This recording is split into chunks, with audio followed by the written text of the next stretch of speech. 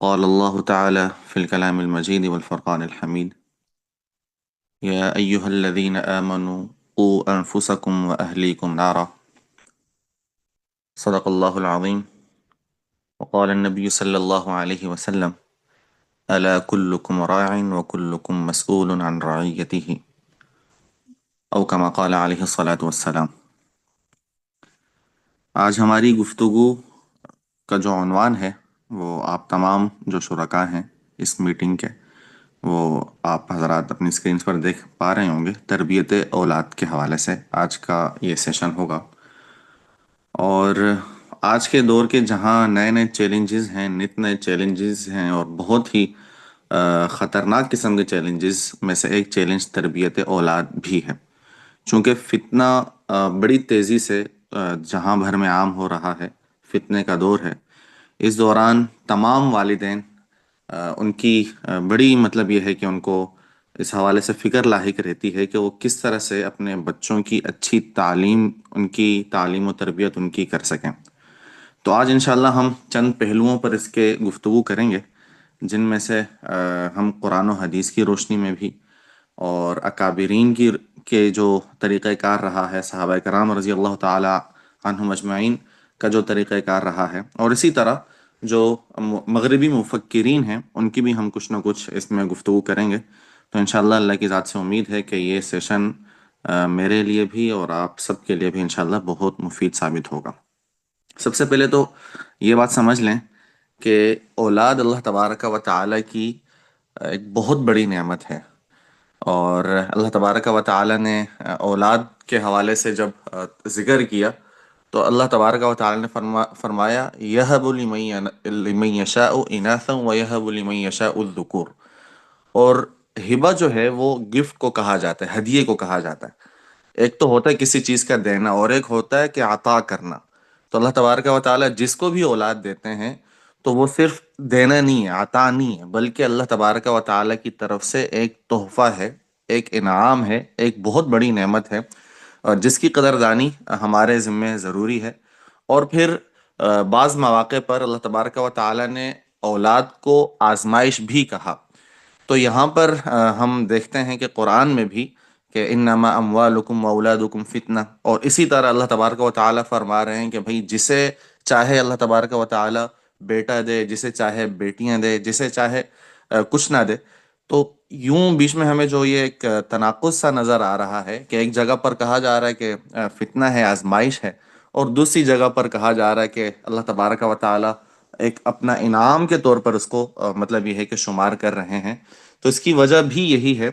کہ جہاں پر اللہ نے اتنی بڑی نعمت دی، اگر اس کی صحیح طرح سے تعلیم و تربیت کر لی جائے، اور ان کی اچھی طرح سے دینی، اخلاقی اور معاشرتی تربیت ہو، اور اخروی طور پر بھی بچہ ہماری جو اولاد ہے وہ کامیاب ہو، اور دینی طور پر بھی، تو یقیناً یہ اللہ تبارک و تعالیٰ کی بہت بڑی نعمت ہے، اللہ تبارک و تعالیٰ کا بہت بڑا انعام ہے۔ اور یہ نہ صرف دنیا میں انعام ہے بلکہ آخرت میں بھی ہے۔ دنیا میں بھی ہم دیکھتے ہیں کہ جب والدین بوڑھے ہو جاتے ہیں تو یہی بچے سہارا بنتے ہیں، دکھ درد میں، پریشانیوں میں یہی بچے جو ہے کاندھا دیتے ہیں۔ اور اگر خدا نہ خواستہ ان کی اچھی تعلیم و تربیت نہ ہو تو یہی بچے ہمارے لیے، والدین کے لیے ایک بہت بڑی آزمائش بن جاتے ہیں، جسے اللہ تبارک و تعالیٰ فرما رہے ہیں انما اموالکم و اولادکم فتنہ۔ تو ہمیں سب سے پہلے یہ سمجھ لینا چاہیے کہ اللہ تبارک و تعالیٰ نے اولاد کو ہمارے لیے نعمت کے طور پر ہمیں عطا کیا ہے۔ تو جب نعمت ہمیں عطا کی ہے تو اس کی ہم نے مکمل طور پر اس کی قدردانی بھی کرنی ہے، ان کا اکرام بھی کرنا ہے، اور ان کی جو بنیادی جو ضروریات ہیں، اور جو ان کو جتنی سہولیات ہم فراہم کر سکتے ہیں وہ بھی ہم نے کرنی ہے۔ اچھا، اس میں ہم سمجھتے ہیں کہ بچوں کا جو والدین پر حق ہے وہ جب ہم بیان کرتے ہیں، یا ہمارے معاشرے میں یہ سمجھا جاتا ہے کہ بھئی بچے کو صاف ستھرا رکھنا، اس کے کھانے پینے کا خیال رکھنا، اس کی کیئر کرنا، سردی میں بچے کو بچانا، گرمی میں بچے کا خاص خیال رکھنا، تو یہ بھی یقیناً ایک ضرورت ہے، اور اللہ تبارک و تعالیٰ کا حکم ہے یہ بھی کہ اللہ کی جو بھی نعمت ہے اس کی قدردانی کی جائے، اس کا خیال رکھا جائے۔ لیکن ایک بہت بڑی جو ذمہ داری اور بہت بڑی جو ایک ضرورت ہے مسلمان ہونے کے ناطے، وہ بچوں کی دینی اور اخلاقی تربیت ہے۔ اللہ تبارک و تعالیٰ قرآن میں فرما رہے ہیں، یا ایہا الذین آمنوا قوا انفسکم و اہلیکم نارا، اے ایمان والو، بچاؤ اپنے آپ کو اور اپنے اہل و عیال کو جہنم سے۔ اس میں یہ کہا گیا کہ اپنے آپ کو بھی بچائیں اور اپنے اہل و عیال یعنی ہمارے جو بیوی بچے ہیں ان کو بھی ہم بچائیں جہنم کی آگ سے۔ اور حدیث میں بھی اللہ تبارک و تعالیٰ کے پیارے رسول صلی اللہ علیہ وسلم فرماتے ہیں، الا کلکم راع وکلکم مسئول عن رعیتہ، کہ تم میں سے ہر شخص ذمہ دار ہے، نگہبان ہے، اور تم میں سے ہر شخص سے پوچھا جائے گا اس کے ماتحتوں کے حوالے سے، اس کی جو رعیت ہے، اس کی جو رعایا ہے، اس کے حوالے سے۔ تو اس میں ہمیں ان دو، جو ایک قرآن کی آیت، واضح آیت، اور دوسری آپ صلی اللہ علیہ وسلم کی واضح حدیث، اس سے ہمیں یہ معلوم ہوتا ہے کہ صرف دنیاوی سہولیات یا ضروریات پوری کر کے دے دینا والدین کے ذمہ صرف یہ دو چیزیں نہیں ہیں، بلکہ دینی طور پر بھی بچوں کی اچھی تعلیم و تربیت، اچھا ان کی اخروی ان کی تربیت، تاکہ بچہ دنیا میں بھی ایک کامیاب زندگی گزارے اور کل قیامت کے دن بھی والدین کا جو گریبان ہے وہ جو ہے وہ مطلب یہ ہے کہ وہ نہ پکڑا جا سکے کہ آپ نے اپنے بچوں کی تربیت نہیں کی۔ اسی لیے آپ صلی اللہ علیہ وسلم نے فرمایا، الا کلکم راع وکلکم مسئول عن رعیتہ۔ اب اس میں جو آپ صلی اللہ علیہ وسلم کا جو یہ فرمان ہے کہ تم سے پوچھا جائے گا رعایا کے بارے میں، تو اس میں اگر کوئی حاکم ہے تو ظاہر سی بات ہے اس سے اس کے جو ماتحت ہیں، رعایا ہے، اس کے متعلق پوچھا جائے گا۔ اگر کوئی استاد ہے تو اس سے ان کے شاگردوں کے متعلق پوچھا جائے گا۔ اسی طرح اگر کوئی کسی مخصوص مطلب یہ ہے کہ ٹیم کا نگہبان ہے، سربراہ ہے، تو ان سے ان کے بارے میں پوچھا جائے گا۔ اسی طرح مطلب یہ ہے کہ اگر کسی کے ماتحت کچھ کام کرنے والے ملازمین یا مزدور ہیں تو ان سے پوچھا جائے گا۔ شوہر سے اس کی بیوی کے متعلق پوچھا جائے گا، اور ماں باپ سے اس کے متعلق ان کے بچوں کے متعلق پوچھا جائے گا۔ تو ہم یہ نہ سمجھیں کہ بچوں کو اچھی طرح سے ان کا خیال کرنا، ان کی کیئر کرنا ہمارے لیے کافی ہوگا، بلکہ کل قیامت کے دن اگر خدا نہ خواستہ ہماری اولاد میں سے کوئی بھی ناکام ہوتا ہے، گمراہ ہوتا ہے، یا خدا نہ خواستہ وہ دین پر عمل نہیں کرتا، تو اس کی باز پرس ہم سے بھی کی جائے گی بطور والدین۔ اسی لیے آپ صلی اللہ علیہ وسلم کا جو یہ فرمان ہے اس میں ہمیں دیکھنا چاہیے کہ بطور والدین ہم اپنے بچوں کے متعلق جواب دہی کر سکتے ہیں یا نہیں کر سکتے۔ اور اس میں جو بھی ہیں والدین ہیں، میاں بیوی ہیں، وہ اپنے گھر والوں کے مکمل طور پر ذمہ دار ہیں اور نگران ہیں۔ اب بچوں کی تربیت کے حوالے سے ان کو اچھا ماحول فراہم کرنا، ان کی اچھی طرح سے ان کی دیکھ بھال کرنا، ان کا خیال کرنا، اور ان کی جو ہے جو تنہائیاں ہیں اس پر بھی نظر رکھنا، یہ والدین کے ذمہ ہے۔ اسی طرح ایک اور جگہ پر آپ صلی اللہ علیہ وسلم نے فرمایا، ما من عبد یسترعیہ اللہ رعیتا یموت یوم یموت وہو غاش لرعیتہ الا حرم اللہ علیہ الجنہ، کہ کل قیامت کے دن اگر کوئی شخص اس حالت میں اس کو اگر موت آئی کہ وہ اپنی رعایا کے بارے میں خیانت سے کام لیتا ہو، تو اللہ تبارک و تعالی اس پر جنت کو حرام کر دیں گے۔ یہ ساری جو گفتگو ہے یہ ہم اس لیے بھی کر رہے ہیں کہ ہم بچوں کی تربیت کو دینی نقطہ نظر سے سمجھیں۔ ہم عام طور پہ بچوں کی تعلیم و تربیت کو دینی نقطہ نظر سے نہیں سمجھتے، ہم کہتے ہیں کہ بھائی ہماری فیملی کا حصہ ہے، اس نے ہمارے ساتھ ہی رہنا ہے تو اس کا ہم نے خیال کرنا ہے۔ نہیں، اس اللہ کی نعمت ہونے کے ساتھ ساتھ اللہ تبارک و تعالی نے ان کو ہماری فیملی کا حصہ بنانے کے ساتھ ساتھ ہمارے ماتحت بنا کر ہم سے جواب دہی بھی طلب کرنی ہے۔ تو اسی لیے اس بات کو سمجھنا بہت ضروری ہے کہ ہم اپنے بچوں کے حوالے سے مکمل طور پر دیانت کے ساتھ اور امانت کے ساتھ ان کی، اور سنجیدگی کے ساتھ ان کی دیکھ بھال بھی کریں اور ان کی تربیت بھی کریں۔ اور اسی طرح جس طرح ابھی آپ کے سامنے دوسری حدیث بیان کی گئی کہ جس میں آپ صلی اللہ علیہ وسلم فرماتے ہیں کہ اگر کسی نے اپنے رعایا کے متعلق خیانت کی اور اس کا انتقال ہو گیا تو وہ اس حال میں مرے گا کہ اللہ تبارک و تعالی اس پر جنت کو حرام کر دیں گے۔ تو اس بات سے ہمیں یہ بات سمجھ لینی چاہیے کہ اللہ تبارک و تعالی نے اولاد کی جو تربیت ہے وہ کتنی اہم ہمارے لیے بنائی ہے۔ اور ایک اور حدیث ہے اسی متعلق جس سے ہمیں پتہ چلتا ہے کہ ولد صالح، نیک اولاد ہمارے لیے کتنی اہم ہے،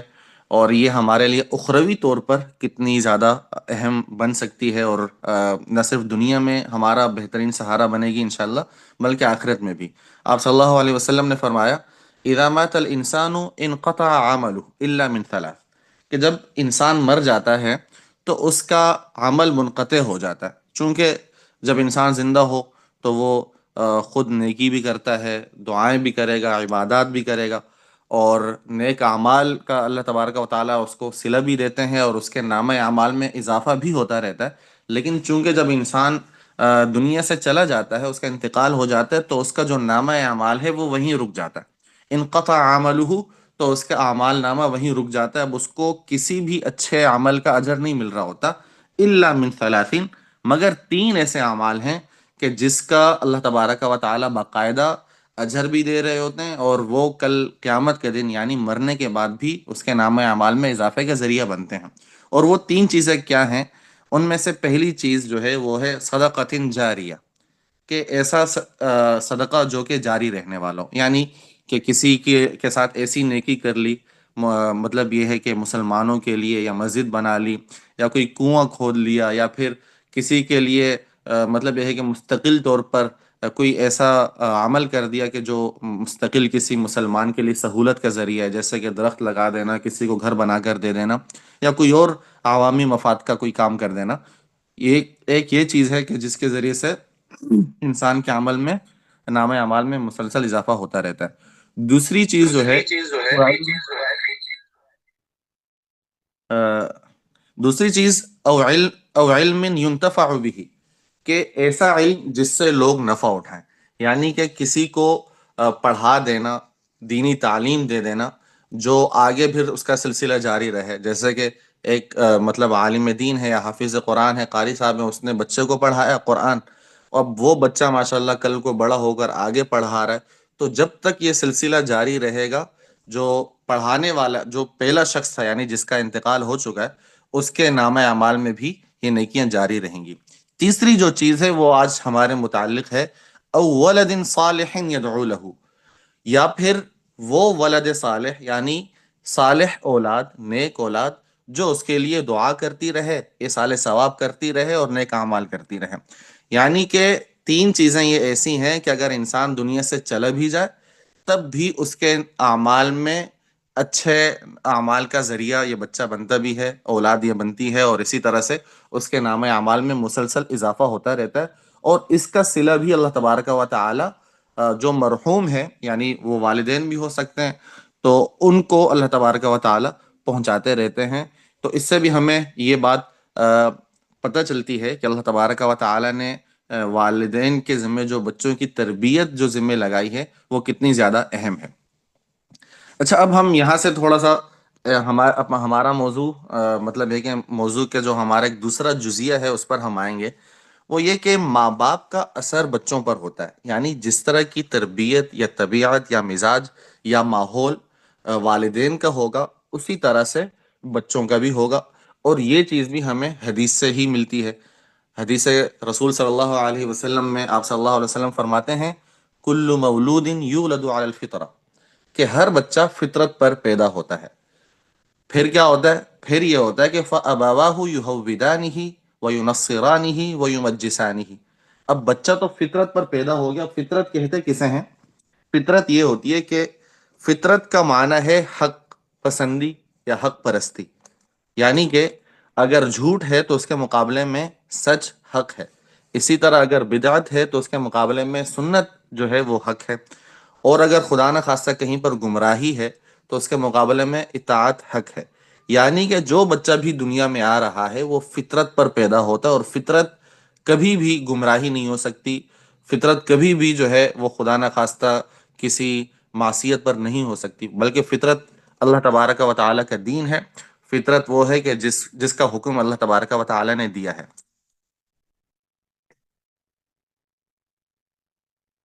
پھر یہ ہوتا ہے کہ والدین اس بچے کو یا تو یہودی بنا دیتے ہیں، یا نصرانی بنا دیتے ہیں، یا مجوسی بنا دیتے ہیں، یعنی کہ دنیا جہاں میں کوئی بھی اگر بچہ پیدا ہو رہا ہے تو اللہ تبارک و تعالیٰ اس کو دین اسلام یعنی فطرت، دین فطرت پر ہی پیدا کر رہے ہیں۔ لیکن والدین کا جو ماحول ہے، والدین کی جو کا جو کلچر ہے، والدین کی جو سوسائٹی ہے اور ان کا جو مزاج ہے، آٹومیٹکلی بچہ جو ہے اسی طرف پھر منتقل ہوتا جاتا ہے، اور وقت کے ساتھ ساتھ وہ والدین کا مذہب ہی اختیار کر لیتا ہے۔ تو اسی لیے ایک تو ہم مذاہب کی بنیاد پر اس بات کو ہم دیکھیں، دوسرا یہ ہے کہ مزاج کی بنیاد پر بھی ہم اس بات کو سمجھ سکتے ہیں کہ والدین اگر نیکوکار ہیں تو بچہ بھی جب وہ دنیا میں آئے وہ فطرت پر ہے، تو والدین کو دیکھتے ہوئے بچہ بھی انشاءاللہ نیکوکار بنے گا۔ دیکھیں اس میں ایک بات اور بھی بہت اہم ہے، وہ استثنائی صورت ہو سکتی ہے کہ بعض اوقات کوئی کہہ سکتا ہے کہ حضرت نوح علیہ السلام کی تو نبی تھے لیکن ان کا بیٹا جو ہے وہ گمراہ تھا، تو اگر والدین کا ہی دیکھ مطلب یہ ہے کہ میں اس کو اگر ہم ایک معیار مقرر کریں تو یہاں پر تو یہ بات جھوٹی ثابت ہو رہی ہے، غلط ثابت ہو رہی ہے۔ تو بعض استثنائی صورتیں ہوتی ہیں، بعض اوقات آزمائش ہو سکتی ہے، لیکن ایسا کیس عام طور پہ 100 میں سے 2% ہو سکتا ہے، لیکن عموماً اللہ تبارک و تعالی انسان کو اس کے کیے کا ہی صلہ دیتے ہیں۔ ایسا نہیں ہوتا کہ خدا نہ خواستہ بعض اوقات ہو سکتا ہے کہ والدین بڑے نیکوکار ہوں، انہوں نے کبھی کوئی برائی نہ کی ہو، بچوں کی تعلیم و تربیت کے لیے ہر ممکن انہوں نے کوشش کی ہو، لیکن اس سب کے باوجود بچہ خدا نہ خواستہ گمراہ ہو جائے، تو ایسا بھی ہوتا ہے، لیکن یہ ایک آزمائش کی سی کیفیت ہوتی ہے۔ عموماً یہ ہوتا ہے کہ اللہ تبارک و تعالی جو انسان مطلب یہ ہے کہ اپنے بچوں کے لیے ان کی تعلیم و تربیت کے لیے جیسے ہم جتن کریں گے ویسا ہی ہمیں صلہ ملے گا۔ تو لہٰذا بچہ اگر مطلب یہ ہے کہ والدین، بچے کے والدین وہ نیکوکار ہیں، نیک صالح ہیں، وہ حلال و حرام میں تمیز کرنے والے ہیں، نیک اور اچھی صحبت والے ہیں، تو انشاءاللہ لا محالہ ان کے جو بچے ہیں ان کے اوپر بھی اس چیز کے اچھے اثرات مرتب ہوں گے۔ اور اگر خدا نہ خواستہ صورتحال مختلف ہے، یعنی کہ والدین خود جو ہے وہ کسی نہ کسی طرح سے گمراہی کا، بے راہ روی کا شکار ہیں، یا پھر وہ بچوں کو حلال و حرام میں خود بھی وہ فرق نہیں کر رہے اور بچوں کو بھی اس طرح کی کوئی تمیز نہیں سکھا رہے، تو یہ بچے بھی وقت کے ساتھ ساتھ والدین کے جیسے ہی ہو جائیں گے۔ تو اسی لیے والدین کی تربیت، ان کا مزاج، ان کا ماحول، ان کا کردار، یہ بچوں کی تربیت میں مثالی ہوا کرتا ہے۔ اسی لیے اگر خدا نہ خواستہ والدین کی طبیعتوں میں یہ ساری چیزیں ہوں گی تو بچوں پر بھی اس کا جو ہے وہ اثر ہوگا۔ اور ایک بہت بڑے مغربی مفکر ہیں، جان جان لاک ان کا نام ہے، انہوں نے کہا کہ بچہ جو ہے ایک خالی تختی کی مانند ہوتا ہے، یعنی کہ وہ بھی جو مغربی مفکرین نے بھی اس متعلق بات کی ہے، وہ بھی تقریباً جو آپ صلی اللہ علیہ وسلم کی حدیث ہے اسی کے متعلق ہے، یعنی کہ اس سے ملتی جلتی ہی باتیں ہیں۔ لیکن آج کل کا دور کچھ ایسا چل رہا ہے کہ ہم دیکھتے ہیں کہ یار اگر ایک بات یورپ سے آ رہی ہے، مغرب سے آ رہی ہے، تو وہ اس میں زیادہ مطلب یہ ہے کہ فائدہ ہوگا، اس میں زیادہ وزن ہوگا۔ بہرکیف ان کا کہنا یہ ہے کہ بچے کی مثال خالی تختی کی طرح ہوتی ہے، ایک جیسے تختی ہو بالکل خالی ہو، اس بچے کی شخصیت اور اس کا اخلاق، اس کی عادات،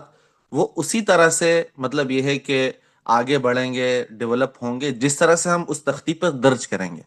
اگر ہم اس خالی تختی پر یہ درج کریں کہ بچے کو ہم نے ایک اچھا، مثبت، نیک صالح ایک نوجوان بنانا ہے، اچھا مسلمان بنانا ہے، کامیاب انسان بنانا ہے، تو اس خالی تختی پر ہم جس طرح سے چاہیں وہ بچہ بنے گا۔ بچہ خود سے کچھ بننے کی نیت کر کے نہیں آیا ہوتا کہ میں نے یہ کرنا ہے وہ کرنا ہے۔ بچے کی مثال یہ ہے کہ بھئی وہ بالکل فطرت پر ہے، وہ خالی ایک تختی ہے، اس کے اوپر جو آپ لکھیں گے، جس طرح سے آپ بچے کی ڈیولپمنٹ چاہیں گے اسی طرح سے بچہ جو ہے وہ آگے اس کی شخصیت کی تعمیر ہوگی، اسی طرح سے بچہ وہ آگے بڑھے گا۔ لہٰذا اس بات کو سمجھنا بھی بہت زیادہ ضروری ہے کہ بچہ جو ہے وہ اس کی تربیت میں ہم کس وقت کیا کردار ادا کر رہے ہیں، یہ ساری باتیں اہم ہیں۔ دوسری بات یہ کہ ہم اس کو بھی آج کے دور میں چونکہ ایک سوشل میڈیا جب سے عام ہوا ہے، موبائل بہت جب سے عام ہوا، تو اس میں ایک چیز ہمیں بہت زیادہ نظر آنے لگی ہے کہ اعتقادی اور نظریاتی طور پر بھی گمراہیاں بہت زیادہ پھیلنے لگی ہیں، یعنی کہ یہ کیسز بہت زیادہ ہونے لگے ہیں کہ بچہ جب 16-17 سال کی عمر میں پہنچتا ہے تو اس کو اپنے عقیدے پر، اپنے ایمان پر، اپنے مذہب پر اس کو کامل یقین نہیں ہوتا، وہ کسی بھی طرح بعض اوقات تشکیک کا شکار ہوتا ہے، شک میں مبتلا ہوتا ہے کہ یار جس مذہب پر میں عمل کر رہا ہوں، کیا یہ سچ ہے یا نہیں، کہیں ایسا تو نہیں ہے کہ خدا نہ خواستہ میں کسی مطلب یہ ہے کہ مطلب غلط مذہب پر میں عمل کر رہا ہوں. یہ ساری باتیں بھی اہم ہیں. تو اس کو دیکھتے ہوئے والدین کی ذمہ داری بنتی ہے کہ وہ شروع ہی سے بچے کی اعتقادی اور عقیدے کی اچھی طرح سے تربیت کریں اور اس کا خاص خیال رکھیں. اور یہ چیز ہمیں ملتی ہے آپ صلی اللہ علیہ حضرت لقمان علیہ السلام کی سیرت میں. قرآن کریم میں بھی ہے کہ جب قرآن حضرت لقمان علیہ السلام نے فرمایا وَإِذْ قَالَ لُقْمَانُ لِابْنِهِ وَهُوَ يَعِظُهُ لَا تُشْرِكْ بِاللَّهِ إِنَّ الشِّرْكَ لَظُلْمٌ عَظِيمٌ. کہ جب حضرت لقمان علیہ السلام نے اپنے بیٹے کو نصیحت کی تو ان کو فرمایا اے میرے بیٹے لا تشرک باللہ، اللہ کے ساتھ شرک نہ کریں. شرک کیا ہے؟ یہ ایک عقیدہ ہی ہے. اگر خدا نہ خواستہ اللہ کے علاوہ کسی اور کو مطلب یہ ہے کہ کوئی شخص معبود سمجھے یا خالق سمجھے یا اس طرح کے اسی طرح سے دیگر مطلب یہ ہے کہ جو صفات ہیں جو خالقیت سے متعلق ہیں یا اللہ تبارک و تعالیٰ کی جو صفات ہیں ان میں وہ کسی اور کو شریک ٹھہرائے تو ظاہر سی مطلب سی بات ہے کہ وہ شرک ہی کہلائے گا. تو اگر ہم جس طرح سے بچوں کی جب تربیت کر رہے ہوں تو ہم ان کو یہ بات لازمی ہم ان کو بتائیں، ان کو سکھائیں کہ ہم اللہ تبارک و تعالیٰ کی عبادت کرتے ہیں. کیوں کرتے ہیں؟ کیوں؟ پھر کیوں کے بعد ہم اللہ تبارک و تعالیٰ کا تعارف پیش کریں کہ ہمیں اللہ نے پیدا کیا، اس کائنات کو اللہ نے بنایا اور اللہ تبارک و تعالیٰ نے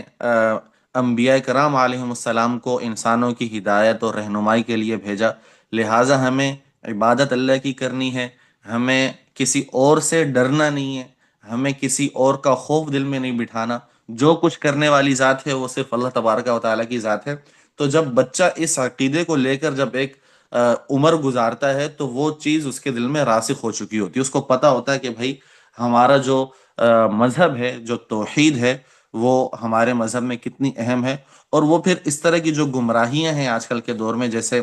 الحاد ہے خدا نہ خواستہ یا سیکولرزم ہے یا لبرلزم ہے، وہ اس کے قریب نہیں آتا. اس کو پتہ ہوتا ہے کہ میں نے میری تربیت اس طرح ہوئی ہے یا پھر اس نے اپنے والدین کو مطلب یہ ہے کہ جس طرح سے دیکھا ہوتا ہے، یہ ساری چیزیں معنی رکھتی ہیں. اچھا، اس میں ایک بات اور بھی ہے جو کہ بہت زیادہ اہم ہے، وہ یہ کہ ہم بچوں کی تربیت کے دوران ہم ان کو جہاں پر ہم دین کے حوالے سے ہم ان کو بتائیں کہ یہ قرآن اور حدیث، ساتھ ساتھ ہم کوشش یہ کریں کہ ان کو مثالوں کے ذریعے سے بھی ہم سمجھائیں کہ آپ صلی اللہ علیہ وسلم کی زندگی سے واقعات لے کر یا انبیاء کرام علیہ السلام کی زندگی سے واقعات لے کر یا پھر ہم ان کو بتائیں کہ بھئی ہمارا مذہب اسلام کتنا زیادہ خوبصورت ہے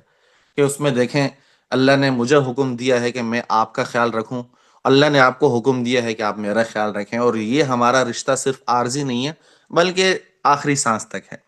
اسی طرح پھر ہم بتائیں مذہب اسلام کی جو اور خصوصیات ہیں کہ ہمیں مذہب اسلام کس طرح سے برائیوں سے روکتا ہے. دیگر جو مذاہب ہیں وہاں پر برائیاں عام ہیں تو اس کی خرابیاں کیا ہیں، اس کی وجہ سے ان کا فیملی سسٹم کتنا تباہ و برباد ہو چکا ہے کہ وہاں پر مطلب یہ ہے کہ وہی بیٹا جو جس کو بڑے ناز اور پیار سے پالا ہوتا ہے، کچھ ہی سالوں بعد جب وہ جوان ہوتا ہے تو والدین کو بالکل ہی مطلب یہ ہے کہ بھول جاتا ہے. اس کو اگر وہ خود الگ زندگی کہیں گزارنے کے قابل ہیں تو الگ رہتے ہیں، بچے کو پتہ ہی نہیں ہے،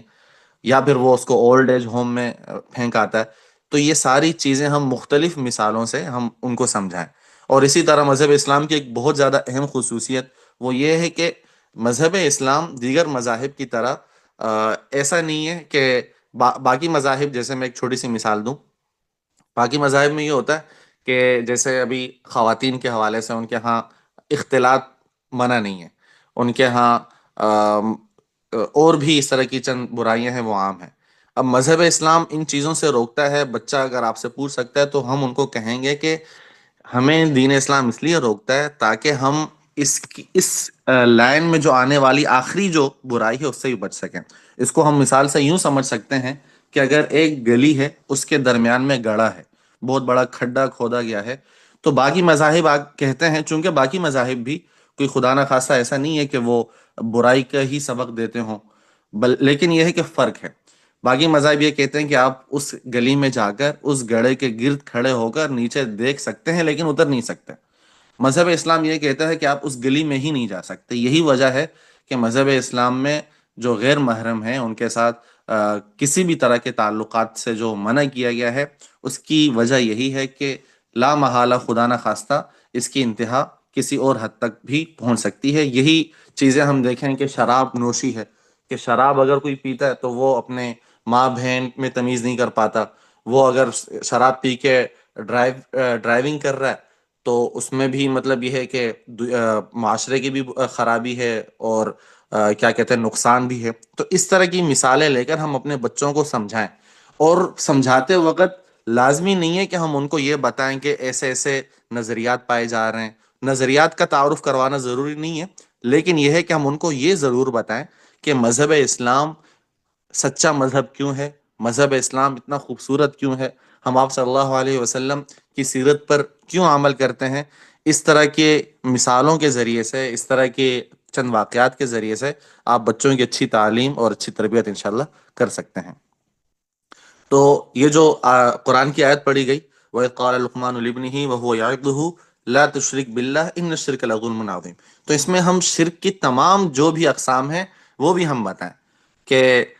جیسے آج کے دور میں شرک کی مثالیں بہت زیادہ مطلب یہ ہے کہ اقسام بڑھتی جا رہی ہیں.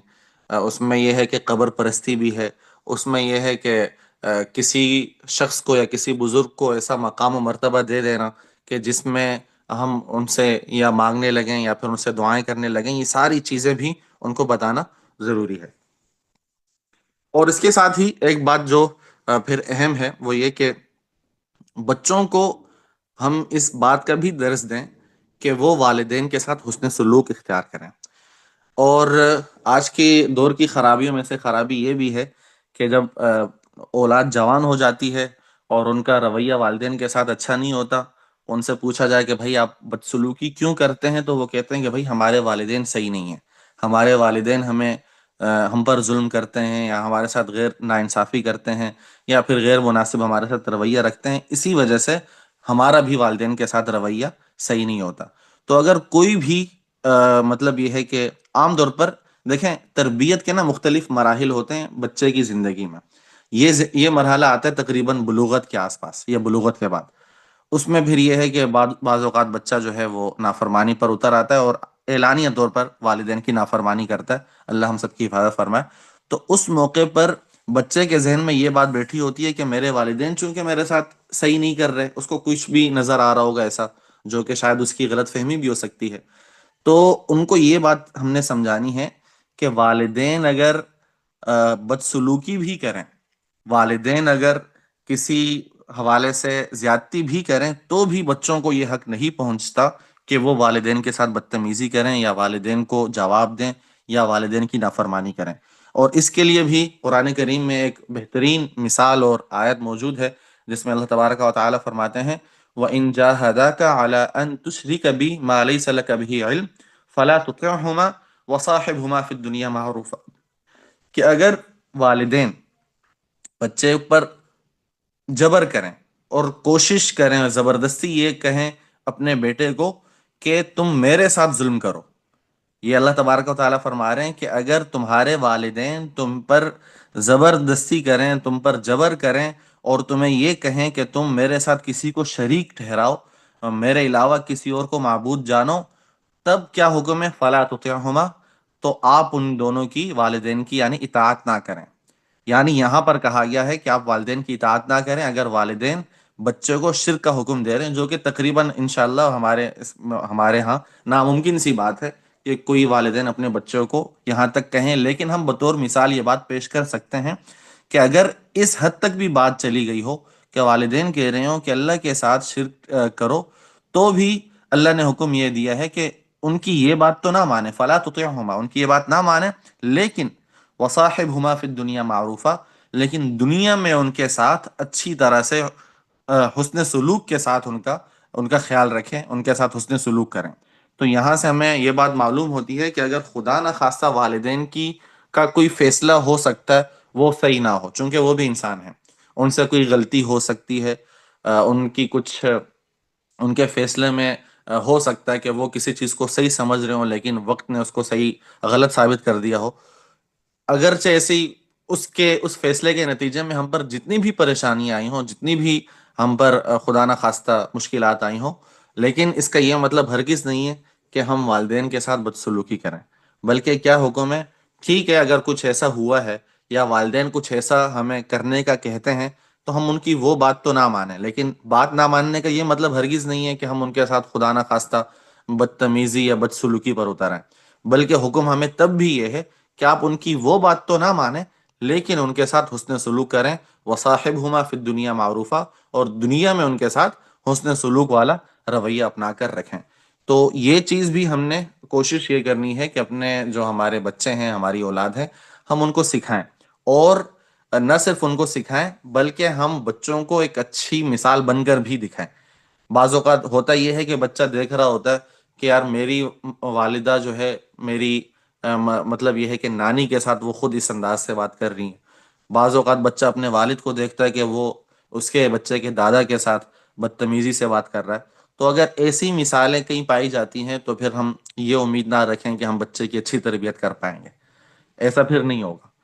اس کے لیے ضروری ہے کہ ہم خود کو بھی ایسی مثال بنائیں کہ اگر ہم بچے کو کہہ رہے ہیں کہ آپ ہماری عزت کریں، ہمارا احترام کریں، تو ہم بچوں کو بھی وہ مثال بن کر دکھائیں کہ وہ بھی مطلب یہ ہے کہ دیکھیں کہ یار میرا والد یا میری والدہ اپنے بڑوں کا کتنا احترام کرتی ہیں، میری والدہ اپنی والدہ کی کتنی عزت کرتی ہیں، یا پھر میری والدہ جو ہیں وہ میری دادی کی کتنی عزت کرتی ہیں، ان کا کتنا خیال کرتی ہیں۔ تو یہ چیزیں جب بچہ دیکھتا ہے تو اس پر اس کا بہت ہی اچھا اثر ہوتا ہے، اور بچے کی آبزرویشن آپ کے علم میں ہے کہ کم عمری میں وہ بچہ ہو سکتا ہے کہ آپ کی جو فلسفیانہ باتیں ہیں یا ایسی مشکل باتیں وہ نہ سمجھے، لیکن وہ جو کچھ دیکھ رہا ہے اس کو وہ لازمی سمجھ رہا ہوتا ہے۔ تو اسی لیے جہاں پر ہم بچوں کی اچھی تربیت کر رہے ہوں وہیں پر ہم ان کو یہ باتیں بھی بتلا رہے ہوں کہ ہم صرف کہہ رہے نہیں آپ کو کرنے کا، بلکہ ہم بھی اس کی ایک مثال بنے ہوئے ہیں۔ اور اس میں ایک اور بھی ایک بہت ہی زیادہ بلکہ محاورہ ہے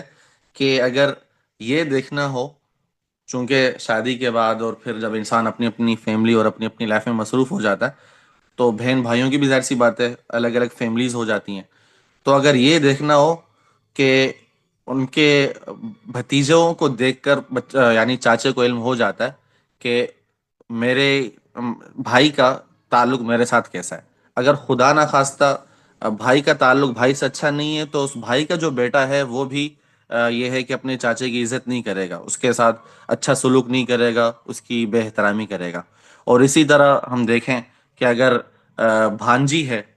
اور بھانجا ہے، وہ اگر اچھا سلوک نہیں کر رہا تو اس کا یہ مطلب یہ ہے کہ آپ دونوں کا اچھا تعلق نہیں ہے بہن بھائی کا، اور وہ بہن جو ہے وہ اپنے بچوں کو آپ کے متعلق مطلب یہ ہے کہ مس گائیڈ کر رہی ہے اور ان کو غلط رویے پر ابھار رہی ہے۔ تو اسی لیے ضروری ہے کہ ہم اس چیز کو تربیت والے پہلو میں ہم تمام رشتوں، اپنے والدین کو بھی، اپنے بچوں کو بھی، اور جو ہمارے بہن بھائی ہیں ان سب کے ساتھ اچھا سلوک کریں، اور بچوں کو ہر حوالے سے اچھی مثال بن کر ہم دکھائیں۔ اور ایسا ہوگا تو انشاءاللہ ہمارا جو بچہ ہے وہ کل کو ہمارے لیے ہی ایک اچھا بیٹا اور اچھی بیٹی بن کر سامنے آئے گی۔ اگر خدا نہ خواستہ ہم اس حوالے سے کوتاہی کریں گے اور بچہ ہماری زندگی میں دیکھے گا کہ ہم خود اپنے بہن بھائیوں کے حوالے سے، اپنے بھتیجوں بھانجوں کے حوالوں سے، یا پھر ہم اپنے والدین کے حوالے سے ہمارا رویہ درست نہیں ہے، تو بچے پر بھی اس کا منفی اثر ہوگا اور بچہ اس کا اچھا اثر قبول نہیں کرے گا۔ اب ہمارا آخری سیشن ہے، آخری مطلب یہ ہے کہ اس کا ایک اختتام کی طرف ہم جا رہے ہیں۔ اس میں یہ ہے کہ ہم تربیت کیسے کریں بچے کی، چونکہ ایک تو یہ ہے کہ قرآن و حدیث سے بھی یہ باتیں سامنے آئیں کہ ہم نے کیا کرنا ہے، اور دوسرا یہ ہے کہ ہم بچے کی تربیت آخر کریں تو کیسے کریں۔ تو لہٰذا بچے کی تربیت کے لیے ضروری ہے کہ ہم چند باتوں کو بہت زیادہ مطلب یہ ہے کہ اہمیت دیں اور اس پر بہت زیادہ محنت کریں۔ پہلی چیز ہے دینی تعلیم و تربیت پر توجہ دیں۔ بچے کی اچھی طرح سے دینی تعلیم ہو، دینی تربیت ہو، اور بچے کو ہم اچھی طرح سے اس کے عادات، اس کے اخلاق اچھا کریں، اور اس حوالے سے ہم بچے کو کوشش یہ کریں کہ جس طرح سے دین کی جو تعلیم ہے، اچھے طرح سے قرآن پڑھنا ہے کم از کم۔ قرآن اگر بچہ حفظ کر رہا ہے تو ہم اس کو اس حوالے سے بھی کوشش کریں کہ بچے کا خاص خیال رکھیں. اور اس میں ایک چیز اور بھی ہے، وہ یہ کہ بعض اوقات بچہ، جس طرح سے میں نے بتایا کہ بچے کی آبزرویشن بہت زیادہ اہم ہوتی ہے اور بہت تیز ہوتی ہے. ہم بچے کو بنا رہے ہوتے ہیں حافظ قرآن، لیکن ہم خود حافظ قرآن کی جو عزت کر رہے ہوتے ہیں وہ بھی ہمارے سامنے ہے. کہ جب ہم خود حافظ قرآن کی عزت نہیں کریں گے، اور جو ہمارا بچہ، ہمارا بیٹا یا ہماری بیٹی جو حافظہ بن رہی ہے، وہ دیکھ رہی ہوگی کہ میری والدہ یا میرے والد یا میرے بڑے جو ہیں وہ حافظ قرآن کو تو اتنی حقارت کی نگاہ سے دیکھتے ہیں، تو میں کیسے، مطلب یہ ہے کہ اس کی اہمیت اس کے دل میں بیٹھے گی. تو اسی لیے ضروری ہے کہ اگر ہم اپنے بچوں کو دینی تعلیم دے رہے ہیں، اچھی تربیت ان کی کر رہے ہیں، تو ہم ان کو ایک مثال بن کر دکھائیں کہ ہم کتنی قدر کرتے ہیں ان لوگوں کی جو دیندار ہیں، علماء ہیں، طلباء ہیں، قراء ہیں، حافظ ہیں. تو اس حوالے سے بھی ایک اچھی مثال بننا بہت زیادہ ضروری ہے. دوسرا یہ کہ بچے کی کردار سازی کریں. بچے کے کردار کو جو ہے، ایک تو یہ کہ داغدار نہ ہونے دیں. دوسرا یہ کہ اس کو اچھی طرح سے رہنا، گفتگو کرنا، آ، کن کے قریب جانا ہے، کن کے قریب نہیں جانا، یہ ساری چیزیں سکھانا. اور پھر یہ ہے کہ اگر خدا نہ خواستہ بچہ غصے میں، وہ کیا کیسے الفاظ استعمال کر رہا ہے یا اس کا بیہیویئر کیسا چینج ہو رہا ہے، یہ ساری چیزیں بھی مطلب یہ ہے کہ دیکھنی ہے. اور اس پر ہم نے کوشش یہ کرنی ہے کہ بچہ جو ہے غصے کی حالت میں بھی اور خوشی کی حالت میں بھی وہ اعتدال سے نہ نکلے. اور اگر بالفرض چونکہ بچہ ہے تو ہم نے بچے کو فرشتہ نہیں سمجھنا، یہ بات بھی ذہن میں رکھیں. بچہ ہے، اس سے شرارتیں بھی ہوتی ہیں، اس سے غلطیاں بھی ہوں گی، لیکن یہ ہے کہ ہم نے بر وقت اس کی اصلاح کرنی ہے. اور اگر کوئی غلطی ہو جاتی ہے بالفرض، تو اس کو لے کر نہیں بیٹھنا. کوشش یہ کرنی ہے کہ ٹھیک ہے، آج کر لی غلطی تو کل نہ ہو. اور اگر وہ غلطیاں مسلسل کوئی درجنوں کی تعداد میں بھی ہو جائیں تو بھی ہم نے مطلب یہ ہے کہ پریشان نہیں ہونا. ہم نے ان کو کہنا ٹھیک ہے بیٹا، آپ نے دوبارہ یہ غلطی نہیں دہرانی. دوسرا یہ کہ دوستی کا ماحول بنائیں بچوں کے ساتھ. بچہ کم از کم یہ ہے کہ وہ آپ کے ساتھ اتنا، مطلب یہ ہے کہ اس کا، آپ سے اس کا اتنا تعلق ضرور ہو کہ اگر خدا نہ خواستہ کوئی ایسی بات ہے جو کسی اور سے بچہ نہیں کر سکتا، تو کم از کم یہ ہے کہ ماں کے ساتھ یا باپ، والد کے ساتھ وہ بچہ اپنی بات کر سکے، شیئر کر سکے. چونکہ بہت سی ایسے باتیں بعض اوقات ہوتی ہیں، ایسے مسائل ہوتے ہیں، ایسے معاملات ہوتے ہیں کہ جس میں بچہ جو ہے برداشت تو کر رہا ہوتا ہے، سہ رہا ہوتا ہے، لیکن یہ ہے کہ وہ اس پر کسی کو مطلع نہیں ہونے دیتا یا کسی کو بتانا نہیں چاہتا. تو اسی لیے کوشش یہ کریں کہ بچہ آپ کا ایسا ہو اور اس کو اتنا آپ پر اعتماد ہو کہ اگر آپ کو وہ کوئی بات بتائے تو اس کو پتا ہو کہ میری والدہ یا میرے والد جو ہے مجھے اس پر، مجھے ڈانٹیں گے نہیں، مجھے مورد الزام نہیں ٹھہرائیں گے، بلکہ مجھے سپورٹ کریں گے اور میرا خیال کریں گے. تو اسی لیے بچوں کے ساتھ ایک دوستی کا ماحول بنائیں، لیکن اس میں حدود کا تعین ضروری ہے. اتنا بھی فری ہم نہ کریں بچوں کو کہ وہ خدا نہ خواستہ ہر طرح کی گفتگو ہمارے ساتھ کرنے لگ جائے. ایک حد میں رہتے ہوئے بچہ جو ہے وہ آپ کے ساتھ آ کر اپنی جائز بات ہو یا کوئی شکایت ہو سکتی ہے یا کوئی بھی ایسا معاملہ ہو سکتا ہے وہ آپ سے شیئر کر سکے. اور اس کے ساتھ یہ بھی اہم ہے، جو کہ ہماری چوتھی بات ہے تربیت کیسے کریں کے حوالے سے، کہ بچوں کے جو دوست ہیں ان پر خاص نظر رکھیں کہ بچے کی دوستی کن لوگوں سے ہے، اس کے دوست ان کے دوستوں کا اپنا بیہیویئر کیسا ہے، ان کا بیک گراؤنڈ کیسا ہے اور ان کی عادات کیسی ہیں. یہ چیزیں بھی دیکھیں. اگر آپ کو نظر آتا ہے کہ آپ کے بچے کے کسی دوست میں کوئی خرابی ہے تو آپ اس سے روکیں، اور اس روکنے میں بھی احتیاط سے کام لیں. بالکل یہ ہے کہ دو ٹوک کسی چیز سے بچے کو اگر روکا جائے تو اس میں بھی بعض اوقات مسئلہ یہ ہوتا ہے کہ بچہ پھر اس طرف زیادہ جاتا ہے. تو ان کو طریقے کے ساتھ، حکمت کے ساتھ کسی بھی طرح سے اس دوست سے دور کریں جو خدا نہ خواستہ آپ کے بچے کے لیے مضر ثابت ہو سکتا ہے، تربیت کے حوالے سے یا کسی بھی حوالے سے. پانچویں بات یہ ہے کہ عصری چیلنجز سے آگاہ کریں. بچوں کو آپ بتائیں کہ آج کے دور کے جو چیلنجز ہیں، اور یہ میں نے جیسا کہ پہلے بتایا کہ یہ مختلف مراحل ہوتے ہیں. لازمی نہیں ہے کہ بچہ ابھی ہمارا چلنا شروع نہیں ہو ان کو ہم آگاہ کر رہے ہوں. بچہ جب مطلب یہ ہے کہ 8 10 سال، 11 12 سال کا ہو گیا تو ہم ان کو بتائیں کہ آج کے دور میں مطلب یہ ہے کہ کن چیزوں کی قدر زیادہ ہے، اہمیت زیادہ ہے، اور کون سی ایسی خامیاں ہیں جو آپ کے اندر ہوں تو آپ کے لیے بہت نقصان دہ ثابت ہو سکتی ہیں. تو ان کو ہم یہ ساری چیزیں بتائیں، اور ان کو جو جدید چیلنجز ہیں ان سے آگاہ کریں، جس میں سے مطلب یہ ہے کہ میڈیا ہے یا پھر جدید آلات کا استعمال ہے، وہ ساری چیزیں بھی بتائیں. اور اس میں ہو سکے تو بچوں کو کمانے کے حوالے سے بھی ان کے مطلب یہ ہے کہ ان کو اس حوالے سے ان کے اوپر بوجھ نہ ڈالیں، لیکن ان کے علم میں ضرور ہو کہ چیزیں کتنی مطلب یہ ہے کہ محنت سے بنتی ہیں، اور کتنا مطلب یہ ہے کہ ان کے والد ان کے لیے محنت کر رہے ہوتے ہیں، اور کتنی زیادہ مطلب یہ ہے کہ کوشش کی جا رہی ہوتی ہے. اچھا، اس کے بعد یہ ہے کہ ایک تو یہ ہے کہ ہم خود بھی شکوے شکایتوں والا مزاج اپنا نہ رکھیں. ہم بچوں کے سامنے کبھی یہ شکوہ نہ کریں کہ فلاں نے یہ کر دیا، فلاں نے وہ کر دیا، یا کسی کی غیبت نہ کریں، یا پھر کسی کی شکایت نہ کریں. اور نہ ہی بچوں کو ہم اس چیز کا عادی ہونے دیں. وہ اگر آپ سے کوئی جائز اگر بات ہے وہ تو کرے، لیکن یہ ہے کہ شکایت سے مراد یہ ایسی شکایت کہ کسی چیز میں کچھ مطلب یہ ہے کہ کمی ہے کھانے پینے کے حوالے سے، یا کہیں پر گئے تو ادھر کوئی ایسی چھوٹی موٹی بات دیکھ لی. جیسے مثال کے طور پر کہیں پہ گئے، دعوت پر گئے تو کھانا بعض اوقات ہوتا ہے کہ اچھا نہیں لگا، یا پھر وہاں پر خدا نہ خواستہ کوئی بے احترامی یا بے اکرامی ہوئی. تو ایسی چیزیں بچوں کے ساتھ نہ تو شیئر کریں، نہ خود اس پر شکوہ کریں، اور نہ ہی بچوں کو کرنے دیں. اور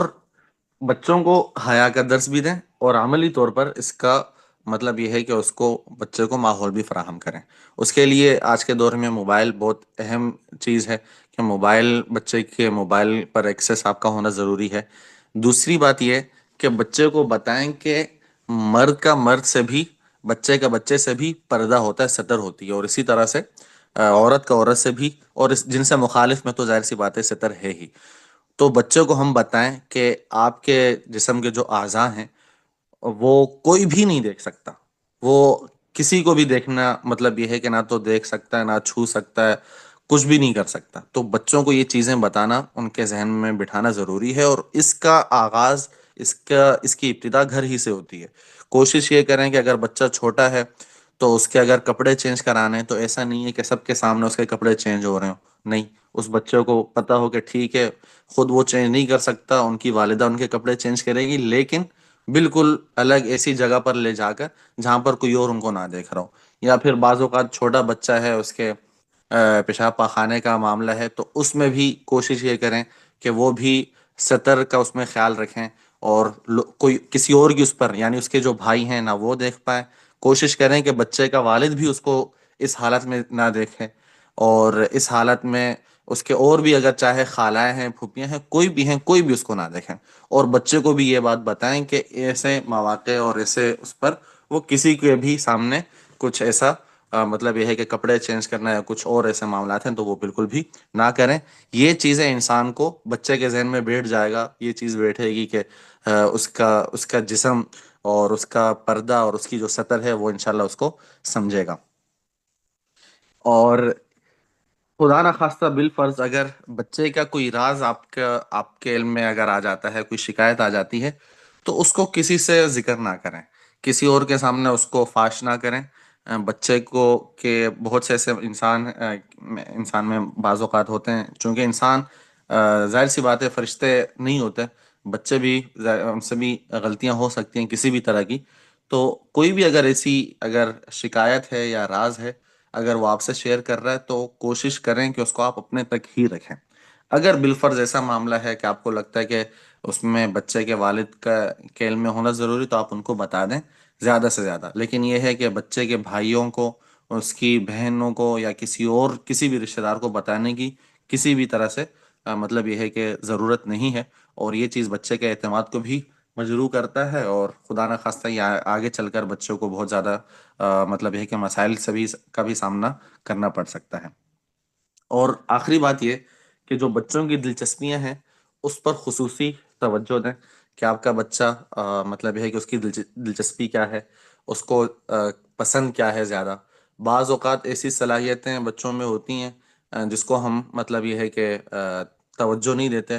اور اس کا خاص خیال نہیں کرتے، تو وہ صلاحیتیں وقت کے ساتھ ساتھ مطلب یہ ہے کہ مر مٹ جاتی ہیں. تو اسی لیے کوشش یہ کریں کہ بچوں کی جو صلاحیتیں ہیں، جو بچوں کی دلچسپیاں ہیں، ان کو ہم شروع ہی سے اس کا خاص خیال رکھیں، اور ان پر جو ہے ہم کوشش کریں کہ بچوں کو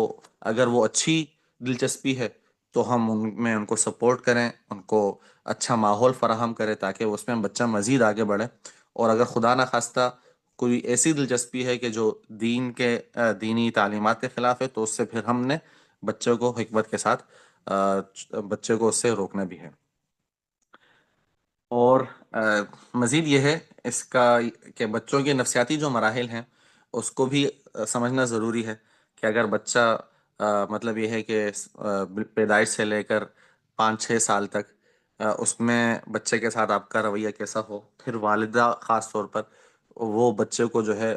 بچے کی نفسیات کو سمجھے۔ 8 سے 10 سال کی عمر میں بچے کی نفسیات الگ ہوتی ہیں۔ 10 سے جو 16-17 سال تک کی ایج ہے، یہ بہت زیادہ اہم ہوتی ہے، تو اس میں معاملات کچھ الگ طرح کے بھی ہوتے ہیں، تو اس میں بھی یہ ہے کہ سمجھنا ضروری ہے۔ پاکی ناپاکی کے جو معاملات ہیں، اسی طرح سے بچے کی بلوغت کے وقت کے کچھ مخصوص مسائل ہوتے ہیں، وہ ساری چیزیں دیکھنا بھی ضروری ہے۔ تو یہ چیزیں انشاءاللہ اگر ہم ان پر عمل کریں گے، بچوں کی تربیت کے حوالے سے ان چیزوں کو مد نظر رکھیں گے، تو ہم ایک اچھی شخصیت کو ڈیولپ کریں گے، جو کہ نہ صرف ہمارا بیٹا ہوگا بلکہ وہ معاشرے کے لیے بھی انشاءاللہ ایک کارآمد فرد ثابت ہوگا۔ اور چونکہ معاشرہ جو ہے نا افراد سے بنتا ہے، اگر ہم افراد پر محنت کریں تو انشاءاللہ آنے والا وقت جو ہے وہ ہم ایک اچھا معاشرہ تشکیل دے دیں گے۔ اور اگر خدا نخواستہ ہم تربیت کے حوالے سے کوتاہی کرتے رہے، تو جس طرح سے آج ہمارے ہاں بطور بحیثیت امت مسلمہ بہت سی مطلب یہ ہے کہ ہم پریشانیوں سے دو چار ہیں، تو ظاہر سی بات ہے پھر یہ آگے بھی رہیں گی۔ اور یہ بات تاریخ میں بھی بڑی اہم ہے کہ ماؤں نے بچوں کی تربیت میں ایک بہت اہم کردار ادا کیا ہے ہمیشہ سے۔ اور اسی لیے جتنے بھی ہم دیکھتے ہیں کہ والدین نے جو ہے اپنی بچوں کی ایسی تربیت کی کہ وہ دین کے لیے صحابہ کرام میں بھی ایسے ہمیں واقعات ملتے ہیں کہ انہوں نے ان کا جو جذبہ تھا جان دینے تک کا جذبہ، وہ ایسا تھا کہ آج کی تاریخ میں اور آج کے دور میں اس کی مثالیں نہیں ملتی۔ تو یہ چند گزارشات تھیں جو آپ حضرات کے گوش گزار کی گئی ہیں۔ امید ہے انشاءاللہ یہ تمام گزارشات آپ کے لیے بھی، اور اللہ تبارک و تعالیٰ سے دعا ہے کہ میرے لیے بھی اور آپ کے لیے بھی اللہ اس کو نفع بخش بنائے، اور اس پر عمل کرنا میرے لیے بھی اور آپ کے لیے بھی آسان بنائے۔ اور ہمیں بچوں کی تربیت کو صحیح طور پر سنجیدگی سے سمجھنے والا، اور اس کے لیے خود کو اگر آپ کو کچھ تیار کرنا پڑے خود کو بھی، تو آپ تیار کریں۔ کوئی بھی چیز ایسی نہیں ہوتی کہ انسان جو ہے یہ کہے کہ میں اس معاملے میں بالکل 100% مکمل ہوں، بلکہ نہیں، آپ کو سیکھنے کی ضرورت ہوتی ہے، ہر ایک کو سیکھنے کی ضرورت ہوتی ہے۔ بچہ جیسا جیسا بڑا ہو رہا ہے تو آپ دیکھیں اس کے متعلق آپ پڑھیں۔ اور ایک کتاب جو کہ بہت زیادہ اہم اس حوالے سے شخصیت سازی پر ہے، وہ بھی آپ کوشش کریں کہ آپ خود بھی پڑھیں اور بچوں کو بھی پڑھائیں۔ ویسے عربی میں وہ کتاب ہے، لیکن یہ ہے کہ مختلف زبانوں میں اس کا ترجمہ مل جاتا ہے۔ تو اردو میں اگر آپ وہ کتاب پڑھنا چاہیں تو اس کا نام ہے اپنی زندگی سے لطف اندوز ہوں۔ یہ سعودی عرب کے ایک عالم دین ہیں، شیخ عبد الرحمن العریفی، اور عربی میں انہوں نے ویسے کتاب لکھی ہے استمتع بحیاتک۔ تو انشاءاللہ اس پر اگر ہم عمل کریں گے، ایسی کتابیں پڑھیں گے اور سیکھیں گے، تو انشاءاللہ ہم اپنے بچوں کی اچھی تربیت کر پائیں گے اور ایک اچھا معاشرہ تشکیل دیں گے انشاءاللہ۔ تو آج کی گزارشات یہیں تک تھیں۔ انشاءاللہ پھر کبھی کسی اور سیشن میں آپ حضرات سے ملاقات ہوگی۔ اللہ تبارک و تعالی مجھے بھی اور آپ کو بھی اس پر عمل کرنے والا بنائے۔ وآخر دعوانا الحمد